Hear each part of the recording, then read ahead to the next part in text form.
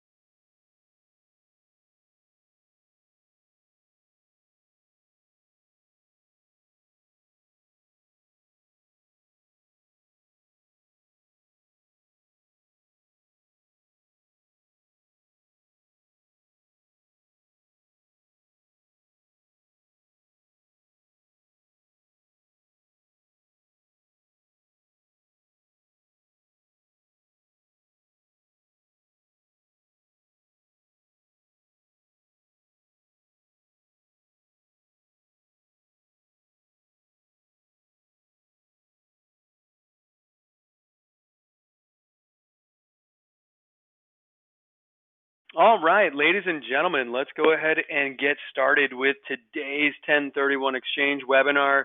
My name is Leonard Spoto. This is me. I'm going to be your host for today's class. I have been in the 1031 Exchange business for almost 20 years now. I am a principal co-founder of Asset Exchange Company. We are a 1031 Exchange accommodator. So today's webinar is actually 1031 Exchange Advanced Strategies. Now, if you are new to the industry and you have no clue what a 1031 Exchange is, you're more than welcome to be on this call because you're going to learn a lot, but we're going to also assume that you have some basic understanding of some of the basic principles. Now, if you don't, you're going to be learning at warp speed here, but we do welcome you on the call. But just note, today is one of our more advanced classes where we go over not the basics, because we assume that you know that, but a lot of the advanced strategies around 1031 Exchange. A couple announcements before we start. Number one, today's presentation will be recorded, and we will post the recording to our YouTube channel so that you can look at it later or share it with colleagues if you want. Announcement number two is we do have the ability for you guys to ask questions. So if you have a question or a comment, all you need to do is type it into the questions dialog box, and it will pop up on my computer screen. I will answer all questions as they are appropriate. So if you ask me a question at the beginning about something I'm going to talk about at the end of the presentation, I'm not going to answer it right away. I'll get to it eventually. And if I do not answer your question during the course of the presentation, don't worry about it. I'm going to stay on the call for as long as it takes me to answer your questions at the end. All right? So, ladies and gentlemen, let's go ahead and get started. Again, today's 1031 Exchange class is Advanced Strategies. And we're going to talk all about 1031 Exchange, all right? Before we do, though, a couple things.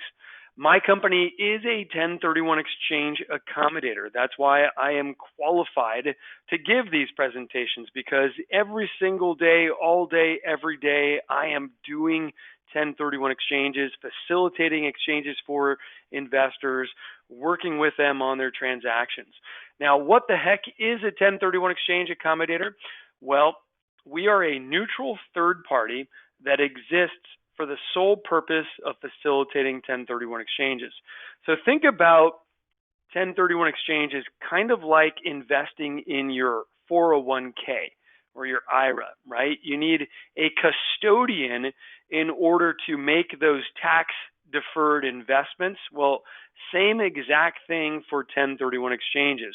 You need a custodian to hold all of your sale proceeds, because when you do an exchange, you can't touch your money.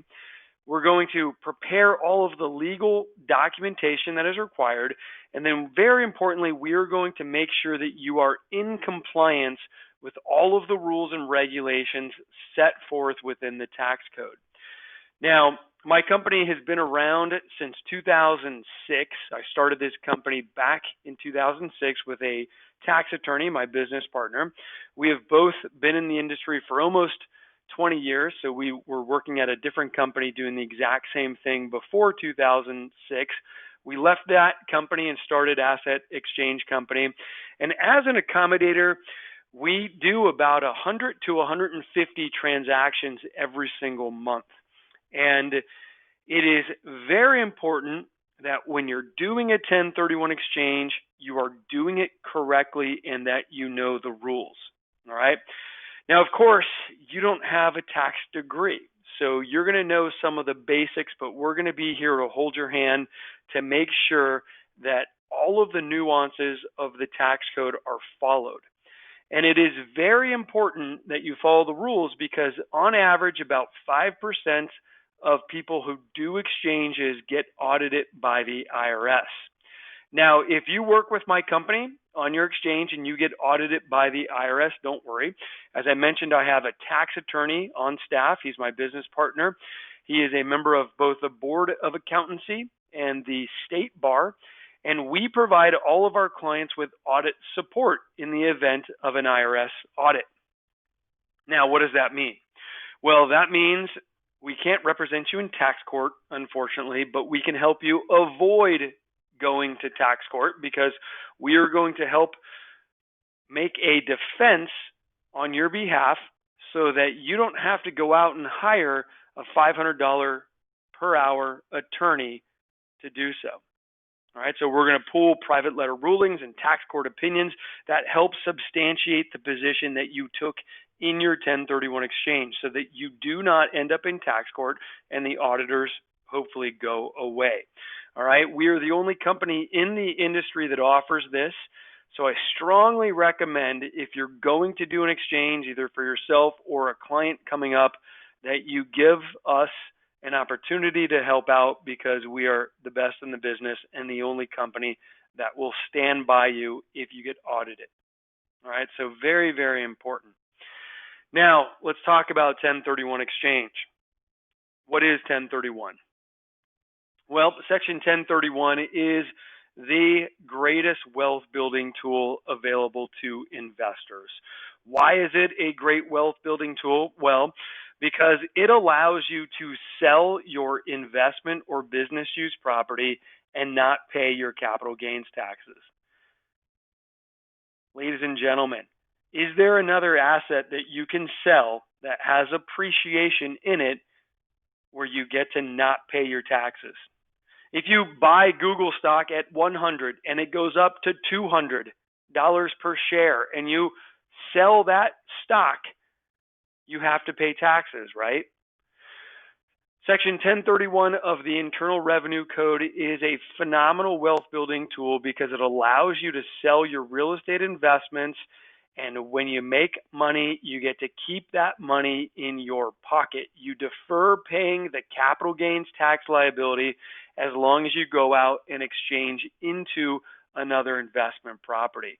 So this allows our investors to build wealth faster than people who are paying their taxes. It is a phenomenal piece of tax code, and it is something that everybody should understand and take advantage of. So let's talk about how do you take advantage of 1031. Well, the keys to a successful 1031 exchange, ladies and gentlemen, I'm going to break it down for you right now. Number one, you need to understand the rules. Very, very important. You need to follow the rules. Number two, you do not have a successful exchange until you purchase replacement property. So securing replacement property is going to be your number one goal when you're thinking about an exchange. You might be thinking, well, geez, I have to sell my property. Yeah, that's going to be easy. Okay, because of the market conditions we're in, if you price your property correctly, selling your property is going to be the easy part of your exchange. Securing replacement property is going to be the most challenging because there's a lack of inventory and you're going to be on a very strict time frame. And then third of all, when you do your exchange, you need to work with the appropriate professionals to make sure that you are not going to have a problem. So build a top-notch team. Make sure you've got your realtor, your escrow in place, and of course your 1031 exchange partner, which is going to be us. That, ladies and gentlemen, is how you do your exchanges successfully. So let's talk about the rules. Let's talk about how you do your exchanges. Let's talk about the time frames. But very importantly, let's talk about the reasons why you're even going to consider an exchange in the first place. The biggest reason for doing an exchange and the main driver is going to be the fact that you have gain in your property and you don't want to pay taxes. Because if you're like most of my clients, you're going to face $50,000, $100,000, $200,000 in tax liability if you simply just cash out of your property. The rule of thumb, ladies and gentlemen, is that when you sell real estate, about 33% of your gain goes to the government. Now, how do I get that number? Well, I'm going to show you in a bit. I'm going to do the calculations for you. But the rule of thumb is that if you are selling real estate, about 33% of your gain goes to the government. So you've got about a 33% effective tax rate on your capital gain when you sell real estate. And for many of my clients, like I said, that could be a $200,000, $300,000, $400,000 tax bill. And the main reason to do an exchange is because you don't want to pay that money to the government. You want to keep it in your pocket. Now, saving taxes isn't the only reason to do your exchange. Many people do exchanges because they are looking to build wealth in real estate, right? You don't want to own just a 2-unit building. You want to go out and own a 10-unit building.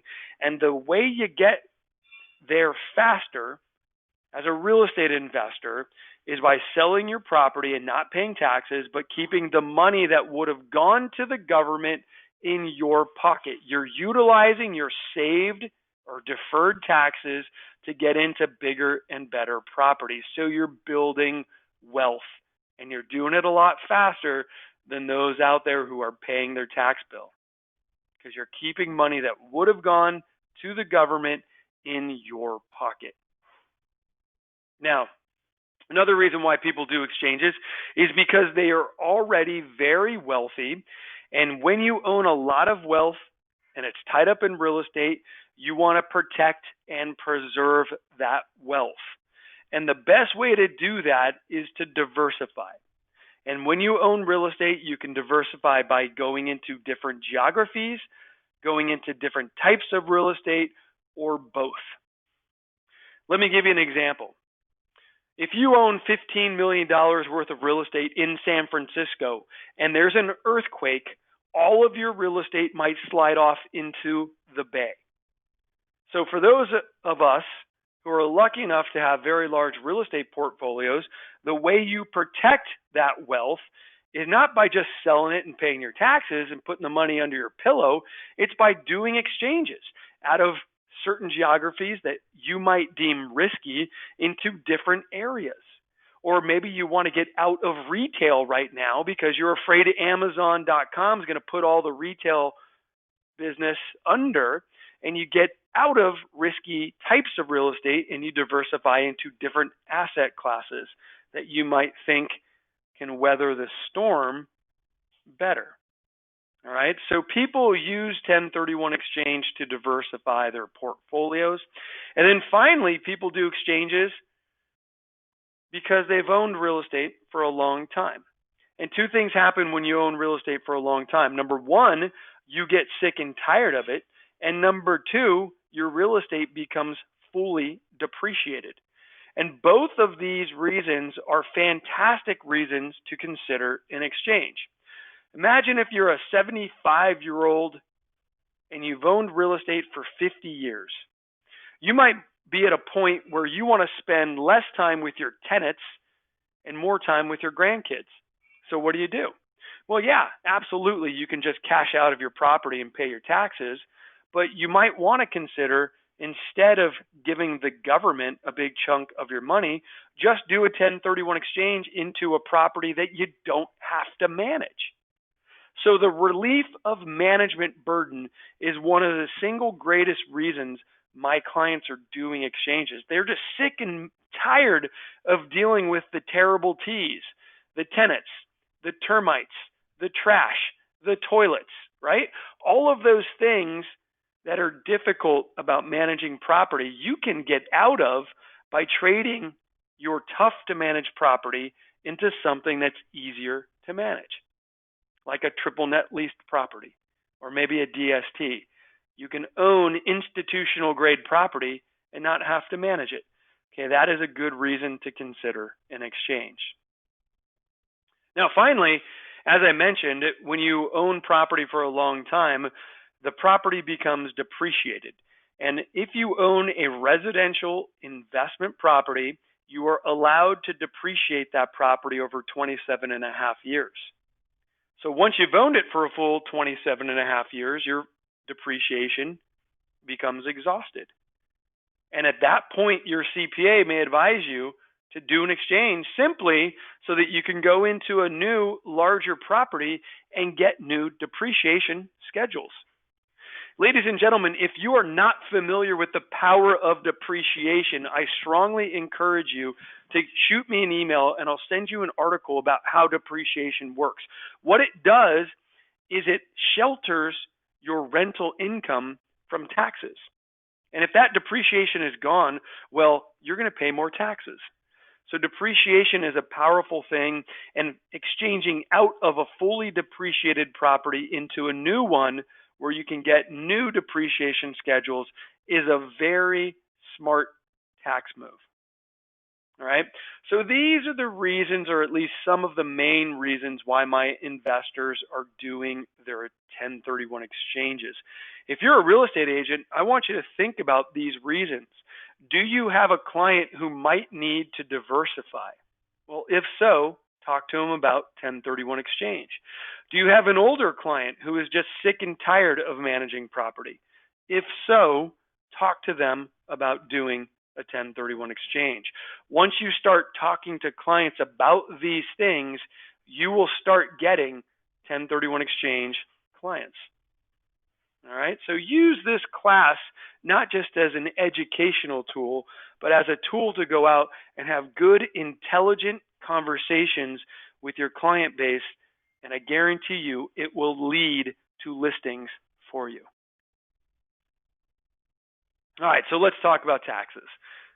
As I mentioned, when you sell investment property, about 33% of your gain goes to the government.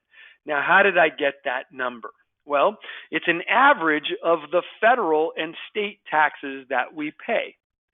So let's first look at the federal taxes. This is the money that will go to Uncle Sam if you do not do an exchange. All right, we've got a couple different taxes at the federal level. The first tax is just the standard capital gains tax rate, and that is either 15 or 20% depending on your income. All right, so a lot of people think, oh, it's just 15%. No. Okay, 15% is the starting point. All right, it's going to be 15% or 20% depending on your income. But that is not the only tax you're going to pay. In addition to the capital gains tax, there is also a depreciation recapture tax. That is a tax on the amount of depreciation that you've taken, and that tax rate is 25%. And then finally, at the federal level, we also have a Medicare tax. This is a tax of 3.8% on everybody who earns more than 200 or 250, and that's going to be most of our clients. So at the federal level, we've got three different taxes. We've got our capital gains tax, we've got our depreciation tax, and then we've got our Medicare tax. That, ladies and gentlemen, is just the federal government. Of course, if you live in California like I do, you're going to pay a state tax, and the state of California starts at about 9.3%, and goes up to about 12.3% depending on your income. All right. So when you blend all of those taxes together and you cash out of your real estate, you've got an effective tax rate of about 33%, or about 1/3 of your gain going to the government. How many of you knew that? I hope most of you, but ladies and gentlemen, I get calls every single day from clients who say, well, I might just pay the tax, it's only 15%. And again, that is not the case. It's going to be about 33%. And it's 33% of your gain, ladies and gentlemen. So let's talk about that, because that is an important concept. How many of you are familiar with calculating your gain? I'm going to guess most of you, right? But we're going to go over how to do the math so that you have a good refresher course, all right? Gain is a function of your net sale price minus your adjusted basis. So how much gain you have in your property depends on, well, of course, what you're selling it for, but also what your basis in the property is. Now, that, of course, begs the question, well, how do I calculate my basis? Your basis, ladies and gentlemen, is the purchase price of the property minus your depreciation plus your capital improvements. So let's do an example here. All right, I bought a property many years ago for $500,000. I've owned it for a long time, so I've taken about $100,000 of depreciation, and I had to put $25,000 into the property to fix the roof at one point. That's a capital improvement. And now I am in contract to sell this building for a net sales price after commission and closing costs of $1 million. So ladies and gentlemen, I want you to pick up on what I just said. I said net sales price after commission and closing costs. So my contract price was $1.1 million, but I have $100,000 of non-recurring closing costs. So that's my commissions, my title and my escrow fees, my transfer tax, all right? Non-recurring closing costs are going to be deducted to get your net sale price. Very, very important concept. I hope everybody's paying attention. You can deduct your non-recurring closing costs to get your net sale price. So I did that. And we're going to do some math now. So everybody take a look at your computer screen. Based on my set of circumstances here with my facts, the first thing we're going to do is we're going to calculate our basis. And if you pass third grade math, you should be able to do this, all right? So my purchase price was $500,000. I'm going to deduct my $100,000 of total depreciation, and I'm going to add back in my capital improvements. This gives me a basis of $425,000. And if I sell my property for anything above $425,000, I have gain. All right? So let's take a look. How much gain do I have in this property? Well, I sold it for $1 million. So my gain is how much? $575,000. Now, you don't have to be a CPA to tell your clients what they can expect to pay in taxes. All you need to do is tell them, hey, about 33% of this number is going to go to the government. And that's a very good estimate of what's going to actually be paid if they sell the property and don't do an exchange. Now, of course, the CPA is going to crunch the numbers, and they're going to go through line by line on all of those taxes that I told you that are involved, both the state and federal, and they're going to come up with an exact number of $192,275. But your estimate that you told the client of 33% is going to be very, very close. Okay? Now, how many of you and how many of your clients are interested in sending a check to the government when you sell your building for almost $200,000? I don't hear anyone. right? Nobody wants to send $200,000 to the government. Well, the good news, of course, is that you don't have to. The good news is that real estate is the most tax advantaged investment out there. And the great thing about real estate is when you sell it, there are ways that you don't have to pay that tax bill.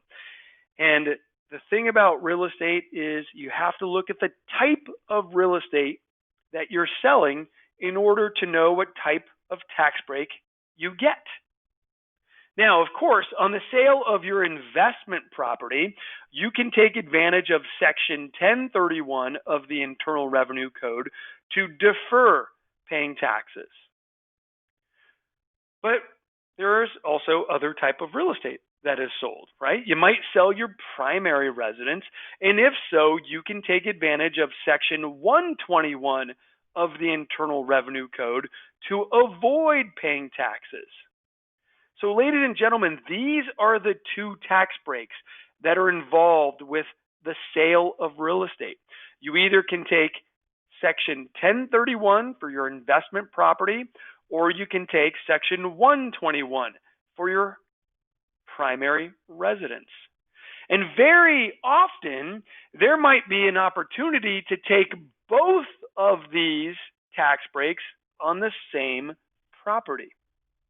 Let me give you an example, and this happens all the time. You have a client that's selling a 2-unit building. They live in the top unit, and they rent out the bottom.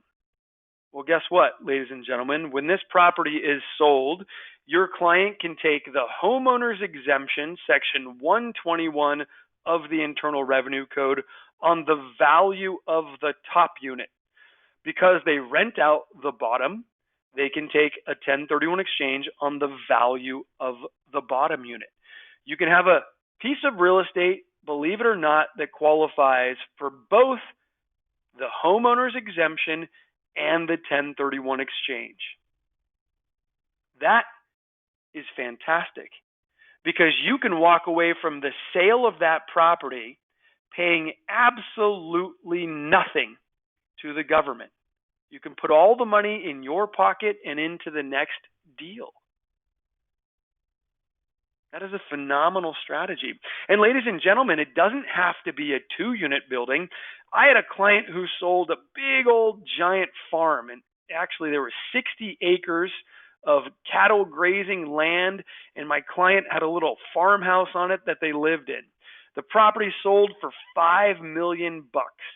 And guess what? When they sold this property, this farm, they paid zero in taxes because what they did was they took the homeowner's exemption on the value of the land and they did a 1031 exchange on the value of the 60 acres.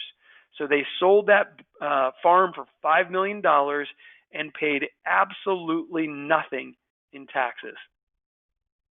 So when you understand how the tax laws work and you can apply these advanced concepts, you can walk away from highly appreciated real estate paying nothing to the government.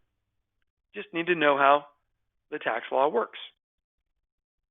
So we've got Section 121, the homeowner's exemption. That's good for your homes that you live in. We've got Section 1031, which is good for your investment properties.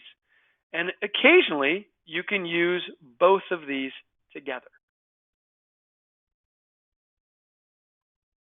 Now, before I move on and talk about the intricacies of 1031, I do want to make one point.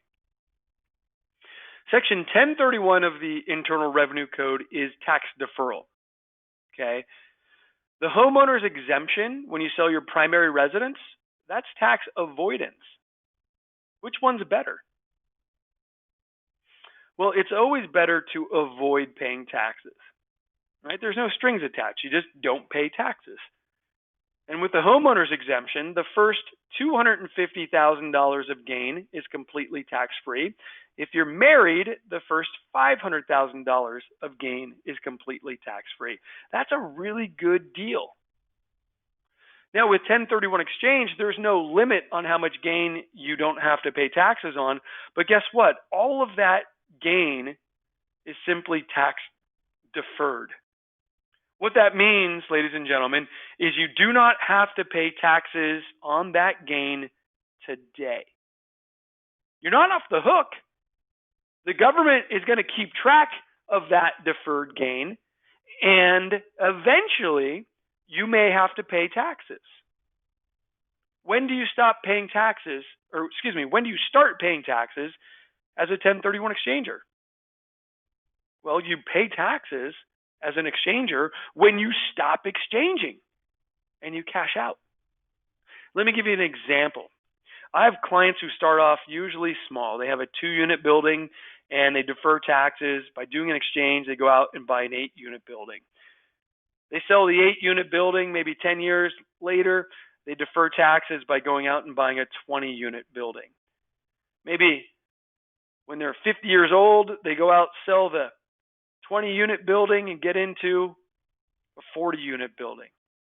So they've done 1, 2, 3 exchanges, and now they own a beautiful apartment building in a great part of town. They have it professionally managed, and at some point they call me and they say, well, geez, Leonard, we want to cash out. We want to sell that 40-unit apartment building, and we want to just take the money and buy a yacht. Okay, well, you can do whatever you want. But ladies and gentlemen, the moment you cash out of this property here, you are going to pay taxes on the gain associated with that property, but also the gain on all of the previous transactions. That's right, ladies and gentlemen. Your gains don't go away when you do an exchange. You're simply deferring paying taxes on those. So what happens is you eventually cash out and you pay a huge tax bill if you are a successful investor. Unless, ladies and gentlemen, unless you don't cash out. Now, there is a strategy in my industry that everybody should be familiar with. It is called the 3 Ds of investing. What are the 3 Ds of investing? Well, pay attention. Here they are. Defer, defer, die. What happens when you die? When you die, ladies and gentlemen, you are going to get what is called a step up in basis. When you pass away, your heirs are going to inherit the property, and the basis in the property steps up to fair market value, and when it does, you do not have to pay taxes when you sell. So I can own a $5 million apartment building. My kids can inherit the property when I die, and the day after my funeral, sell that building and not pay a dime on the capital gains that I had accumulated over my 30 or 40 years of investing. That is a phenomenal strategy. It is a fantastic way to pass on wealth to future generations, and it is something I would strongly encourage all of you to consider, because if you own real estate, it is a great way, as I said, to plan for your estate and to pass on wealth to future generations.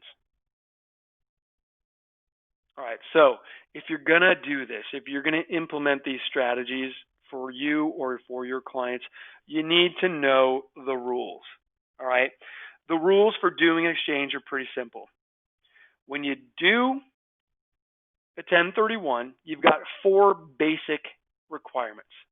Requirement number 1, properties must qualify. Let's talk about that. How do properties qualify in a 1031 exchange? Well, the properties involved in an exchange must be used for business or investment purposes. The properties also in an exchange need to be like kind. Now, this is a source of confusion for a lot of my clients. A lot of clients say, well, geez, Leonard, if I sell a piece of land, do I have to buy another piece of land? Absolutely not. When you do exchanges, you have the flexibility to buy any type of investment you want anywhere in the country. So if you sell land, You just cashed out of your farm. Guess what? You can go out and buy a bunch of single family rental homes. You could sell rental homes and buy apartment buildings. You could sell apartment buildings and buy office buildings. You could go from California to Texas, from Texas to Ohio, doesn't matter. All right, so you've got a lot of flexibility. Couple things you cannot do, though. You cannot exchange into property in Mexico, Canada, China, because foreign property is not like kind to domestic. All right, so you got to stay in the United States. And then, very importantly, inventory is not exchangeable. The tax code specifically prohibits inventory from being exchanged, all right? Actually says you can't exchange inventory. Now, when we talk about real estate, what is inventory? I'll give you a hint. Look at your computer screen. Quick flips. Quick flips are not exchangeable. If you buy something with the specific intent to sell it, ladies and gentlemen, that is inventory. All right? So what I want to see is you season your investment, your property, as an investment for at least 1 to 2 years. You report the rental income on your taxes for at least 1 to 2 years. And if you do that, you have a very compelling argument that your investment is not inventory. Now, with that said, if you bought a property and you spent 3 years fixing it up because it's in Beverly Hills and it took you that long to do the work and get the permits and everything, and then as soon as it was done, it was sold, well, that's still a quick flip. All right, so just because your quick flip took you a long time to do is not going to make it eligible automatically for 1031. What we want to see is that you use the property as an investment. You get tenants in there, they pay you rent, you report the rental income on your taxes. All right, you do that, you're going to be okay. Now, it's at this point in the presentation where I usually get questions about Airbnb. How, not AB, how about Air, B, and B? Is that it? Or maybe VRBOs, right? People ask me all the time, well, geez, Leonard, what if I have a property in Mammoth or in Napa? And I don't necessarily have tenants in there all the time, but I do on occasion during the ski season or during the summer. Well, you can do an exchange on a vacation rental as long as you limit your personal use, okay? So you need to limit your personal use on the property to either 14 days or 10% of the amount of time it was rented. Because if you use a property for your own personal enjoyment too much, then it's not an investment. It's just a second home. And second homes, ladies and gentlemen, are not eligible for 1031. So the key is to limit your personal use on any of your properties to either 14 days per year or 10% of the amount of time the property was rented. Let me give you an example. If you rent out your Napa property for 30 days, you need to limit your personal use to either 14 days or to 3. All right, whichever is larger. So you can use it for 14 days. Let me give you another example. If you have a property in Mammoth that you rent out for 300 days, you can use it for either 14 days or 30, whichever is larger. All right, so in this case, you can use the Mammoth property for 30 days. Any use, personal use that exceeds that limit is going to disqualify you from being able to do an exchange. So, rule of thumb, be careful. Don't use the property too much if you want to exchange it. Does that make sense? So, guideline number 1, make sure your property is qualified. Guideline number 2, if you don't want to pay taxes, I need you to pay attention. you need to do two things. Number one, reinvest all of your cash. Number two, purchase property equal or greater in value. And remember, when we talk about 1031 exchanges, ladies and gentlemen, we always talk about your net sale price. So we're going to say you sold a property for 1.1, but you paid $100K in closing costs. So you sold this building down here for $1 million. If you do an exchange and you don't want to pay taxes, you need to buy replacement property for $1 million or more. And this part really annoys people. I have people who yell at me on the phone because they sell properties for $1 million and they only have $200,000 in profit. So they call me and say, yeah, my plan is to go out and buy a $200,000 replacement property. And I say, whoa, that's not how it works. You sold for $1 million, you got to buy for $1 million. And they say, no, I don't. I only have $200,000 of profit. Okay. The rule doesn't say just reinvest your profit. Okay, the rule to defer all your taxes is very clear from the IRS. You have to reinvest all the cash and purchase property equal or greater in value. So you might sell this property for $1 million. And after you pay off your commissions, your closing costs, and your debt, you might have $300,000 come to the exchange account. All right, that $300,000 sits in the exchange account until you find replacement property to buy. You then use that money as a down payment. You go get another loan so that you're buying property for $1 million or more. You don't do that, ladies and gentlemen, and you pay taxes. So if you sold for $1 million and you buy for $900,000, well, the difference of $100,000 is taxable. If you sold a property for $1 million and you go out and you buy something for only $200,000, well, that's a problem because now you have an $800,000 difference. And unless you have more than $800,000 of gain, you're paying all your taxes. So keep that in mind. When you trade down in value, you pay taxes on the difference up to your gain amount.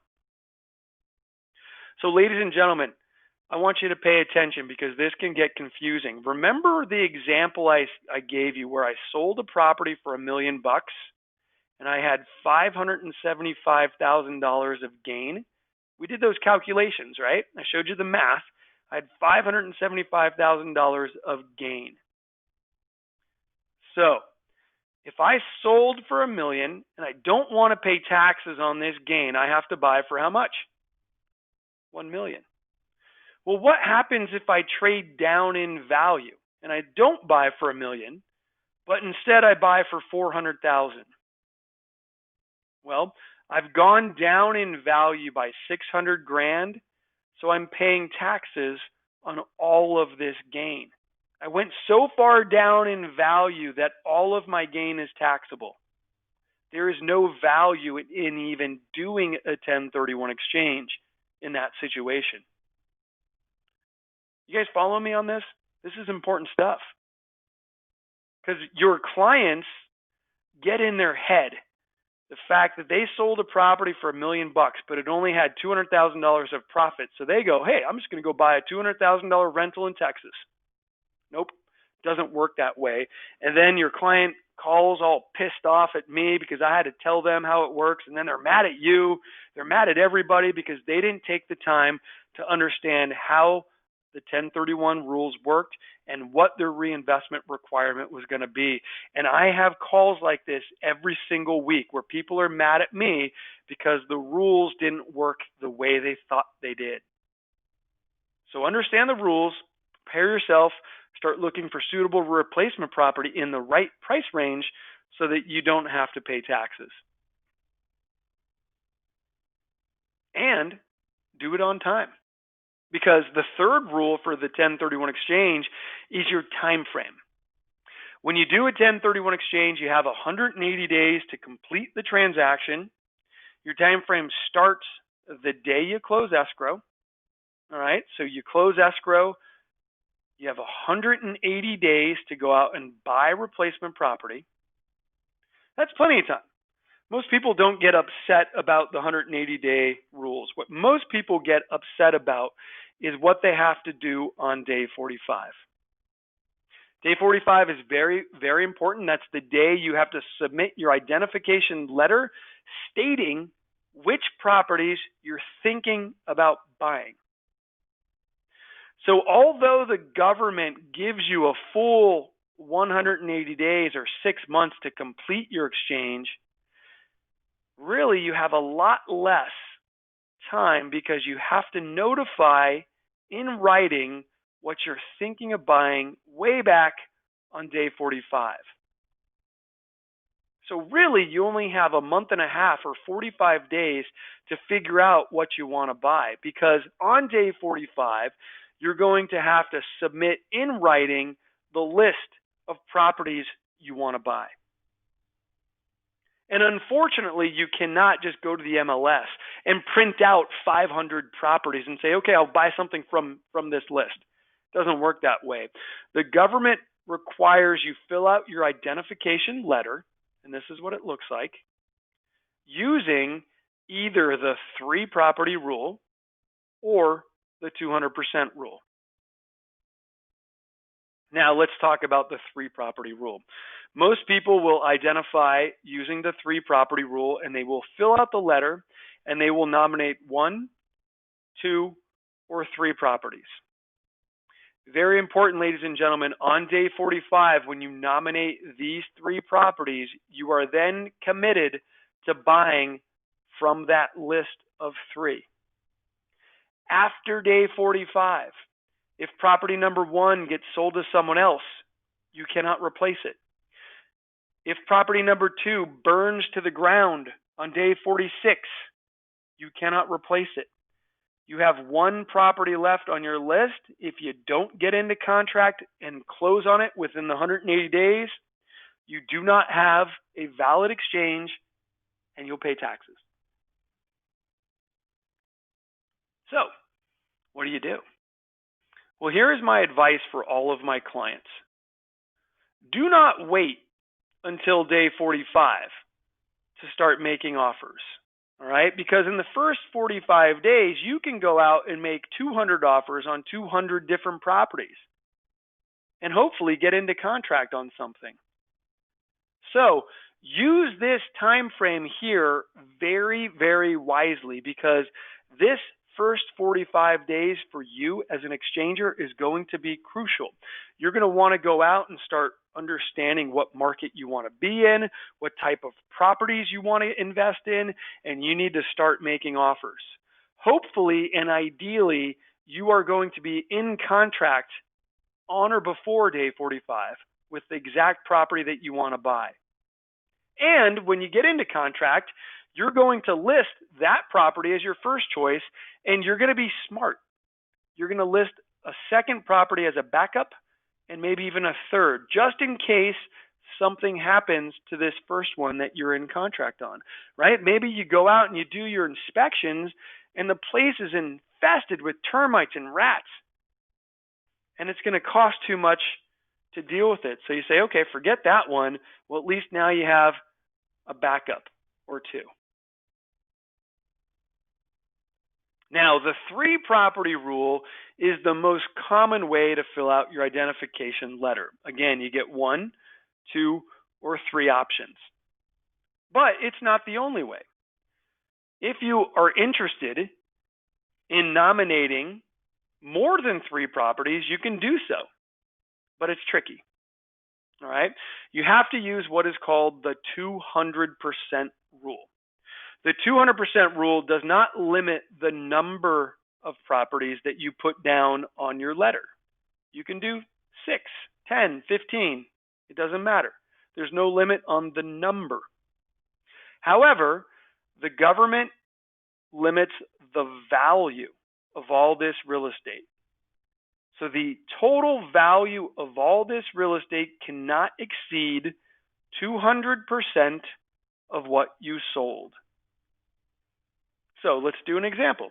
We sold our building at the beginning of our presentation for $1.1 million.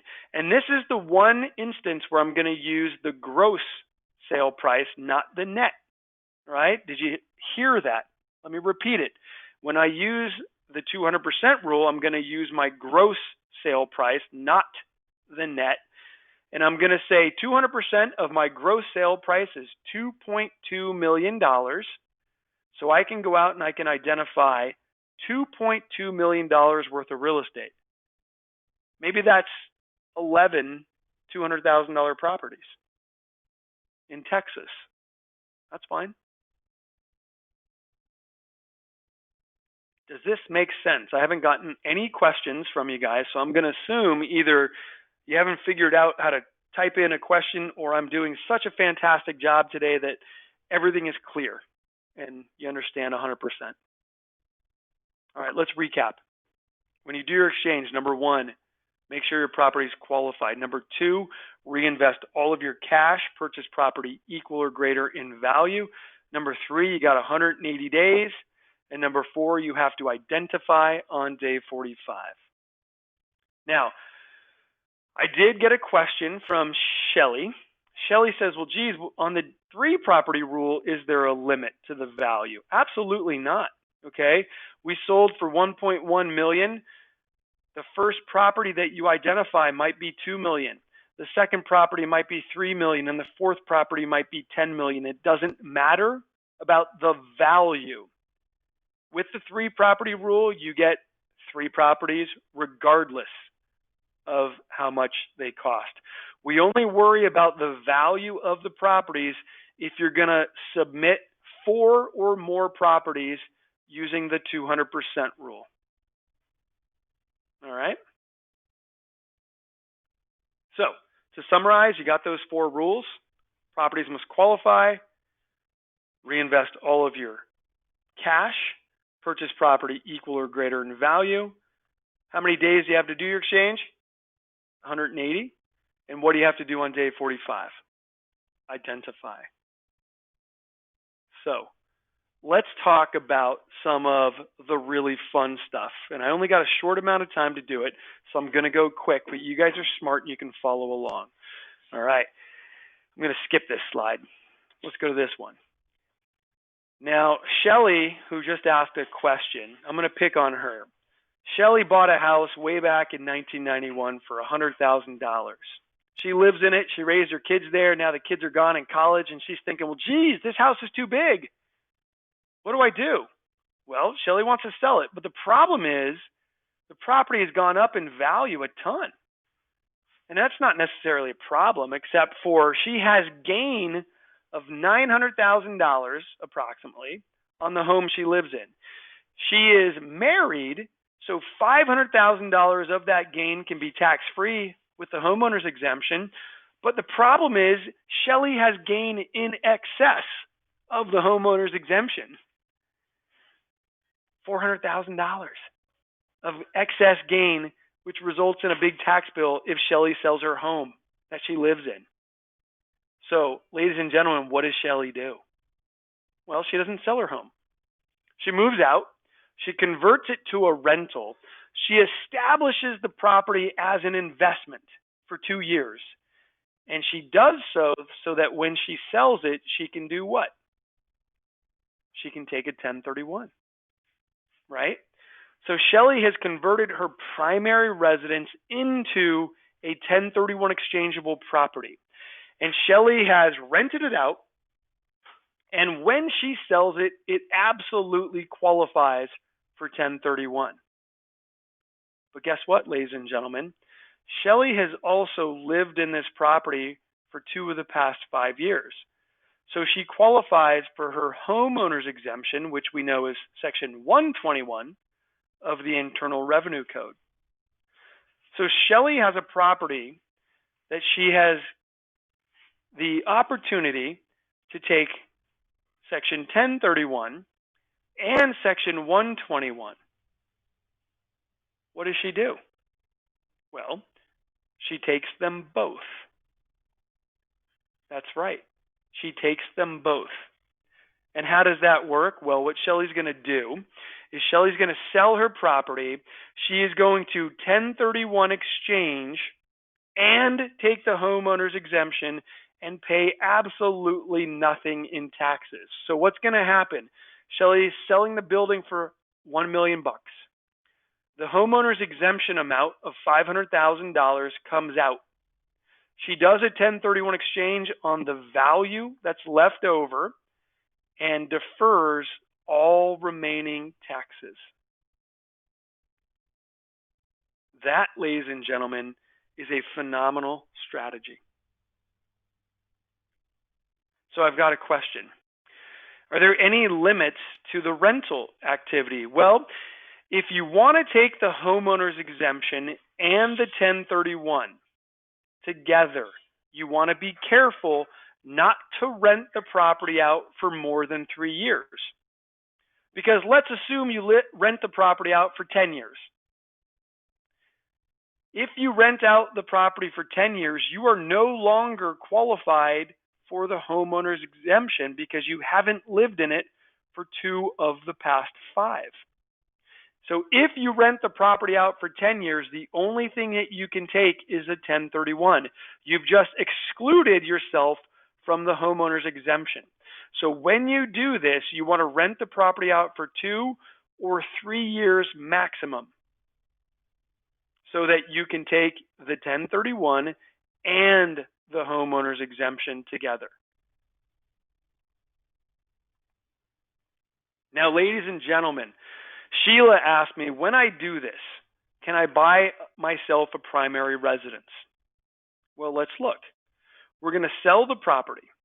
The first $500,000 is going to come out tax-free because of the homeowner's exemption.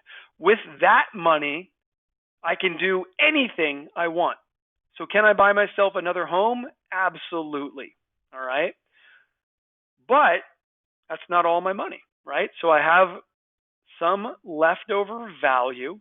If I want to defer taxes, that needs to be 1031.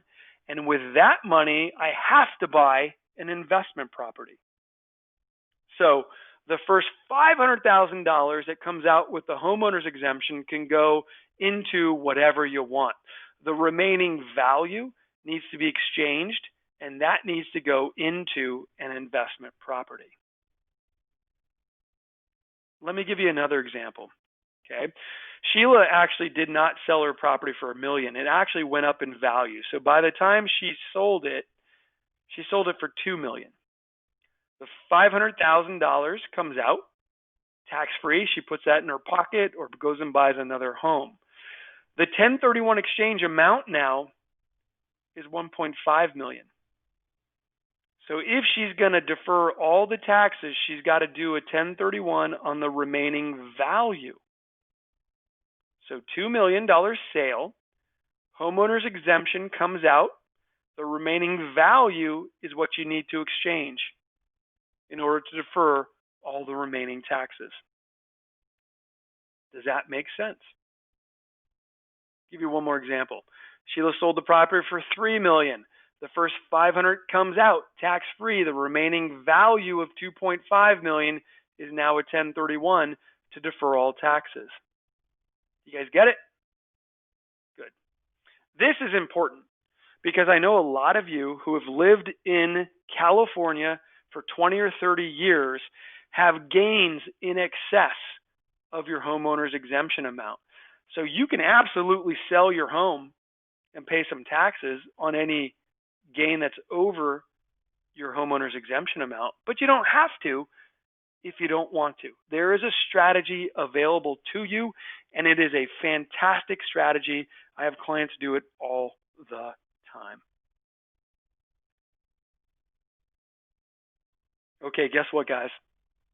I'm losing my voice. And it's 11:59, so if you don't mind, I'm going to stop. Although I do have a couple questions, so I'm going to answer those. But if you have an exchange coming up, you're going to absolutely need one thing. Take a look at your computer screen. It's this. Okay?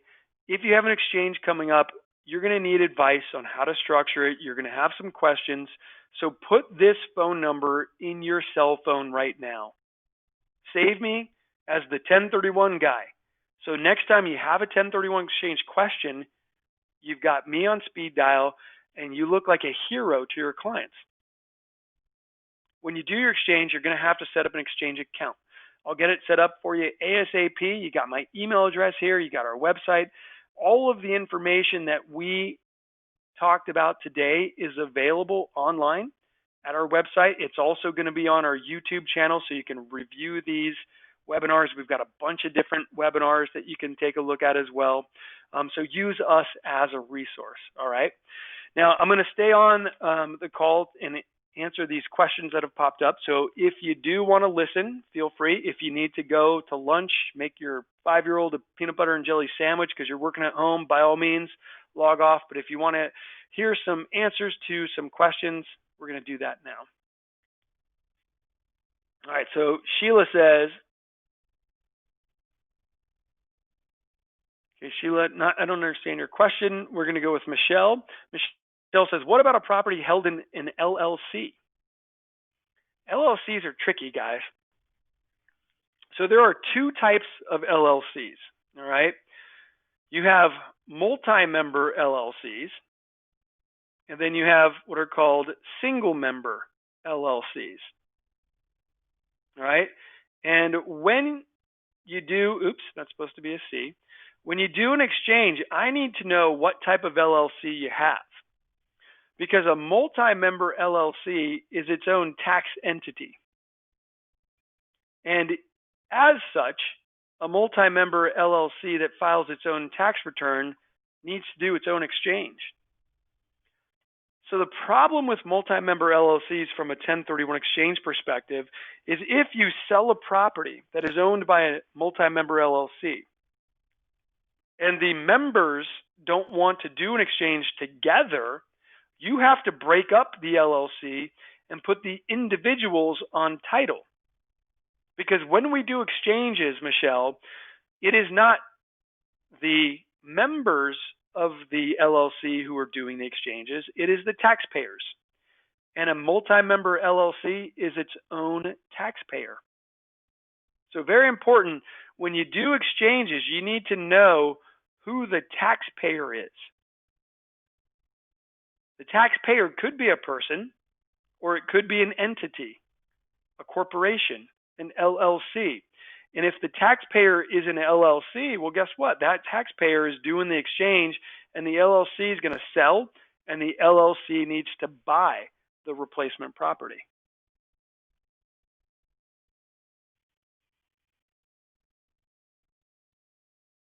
Now, how about a TIC portion? Not all members are exchanging. Yeah, so if you own a piece of real estate with a bunch of TICs, or tenant in common investors, you have one investor who owns 50% and the other investor who owns 50%, and they are tenant in common.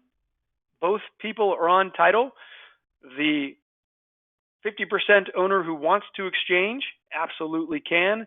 The person who wants to pay taxes and get their money can also do that.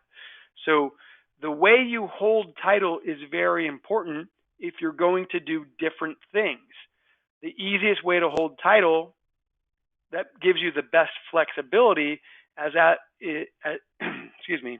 what's referred to as a tenant in common, where you have a proportional share of the property, and when you sell that share, you are not obligated to do what the other owner wants. You could do whatever you want to do. Donna says, how many times can you take the homeowner's exemption? Once every 2 years.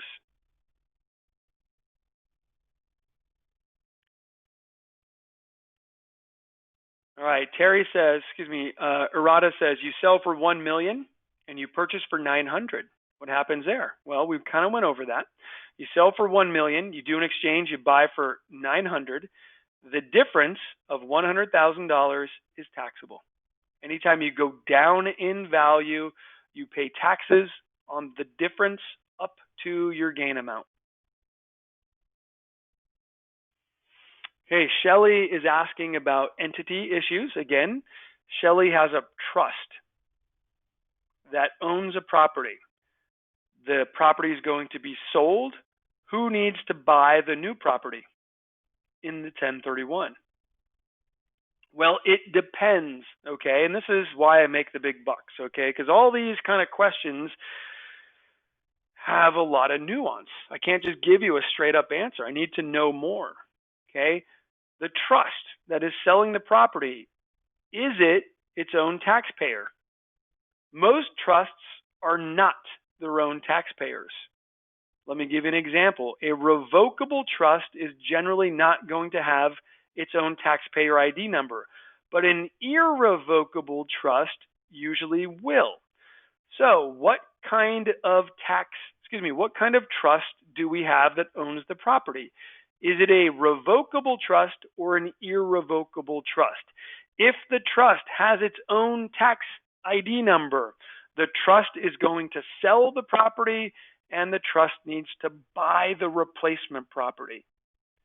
If the trust does not have its own tax ID number, then it doesn't matter because it doesn't exist for tax purposes.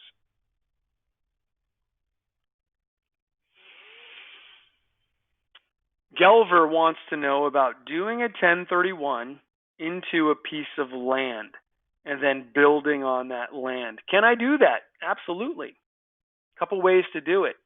You could sell for $1 million and you could buy land for $1 million. And then you could develop that property, that land, anytime you want. Okay?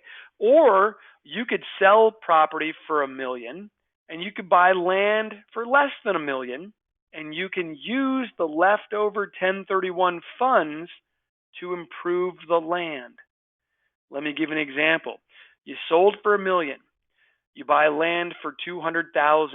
You now want to put $800,000 of improvements on that land using your 1031 exchange dollars. You can do that with what's called a construction improvement exchange, but all of your improvements that you're doing here need to be done within the exchange time frame. Very challenging to use $800,000 worth of improvements within 180 days. You might not even be able to get your permits done on time, but if you can, the construction exchange allows you to use 1031 exchange dollars to improve the property you're buying, as long as those improvements are done within the exchange time frame. Terry says, where's the link? I want to share this presentation with my clients. Well, the link is not available yet. We're going to send it out to you this afternoon. Christopher says, how about people who deploy this strategy by cash out refinance ahead of the exchange? Okay, I'm going to sell my property for $1 million. There is zero debt on the property. So that means I have to reinvest all $1 million. So Christopher says, well, geez, I don't want to do that. So he refis the property and pulls out a bunch of cash before the sale. Can he do that? Absolutely. A refinance is a non-taxable event. So if you want to pull cash out before the exchange or even after the exchange, you can do it. But Chris, I want you to do it 2 to 3 months before or after the exchange transaction, just so you don't have any problems with the IRS.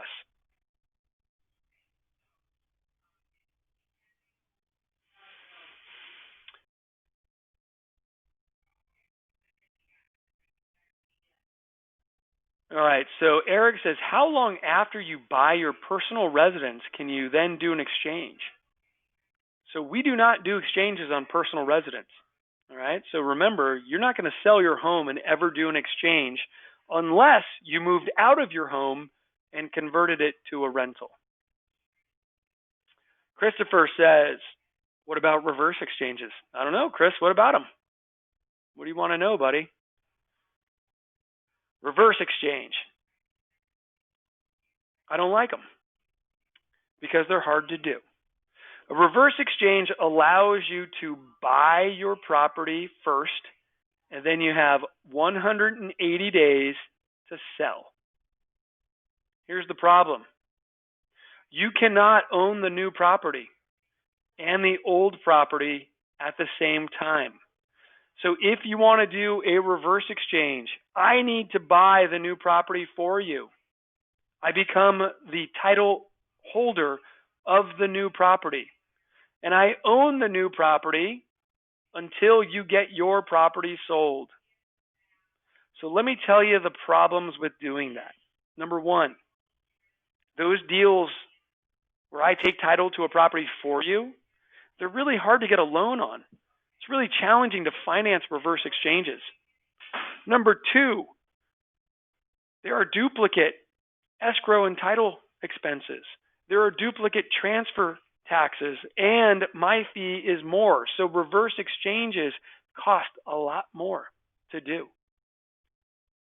So reverse exchanges are tough. Everybody in this market's been calling us, oh, I want to do a reverse, blah, blah, blah. Well, as soon as I have a 5-minute conversation with them about the extra fees and the complications that go into structuring a reverse exchange, most of my clients don't do them. Now, we do about 1 or 2 reverse exchanges every month, but it's usually people who can pay all cash for the property that they want to buy. And the reason why is simple, is that the lenders are so busy right now that they have very limited interest in financing a property for you that I'm taking title to. So yeah, reverse exchanges can be done, but I generally counsel my clients to not do them. And then Chris, you got one more question about opportunity zones, and we are going to not talk about that because that is an entirely different animal. And I'm not even going to lie, I don't feel qualified to talk about opportunity zones because it's not within my specialty. But I can send you to people who know them very well and can talk about the ins and outs of opportunity zones. But with that, ladies and gentlemen, we are going to wrap up. So very importantly, I want you to take my phone number, my contact information, save me in your phone as your favorite 1031 guy, and then when you've got questions or deals you need to do and set up an exchange account, give us a call. Ladies and gentlemen, if you need anything else from me, please do email me. Don't call me because I got to go make peanut butter and jelly sandwiches for my 5-year-old and my 8-year-old right now because like you, I'm working from home. Ladies and gentlemen, have a great day, and I look forward to doing deals with you very soon.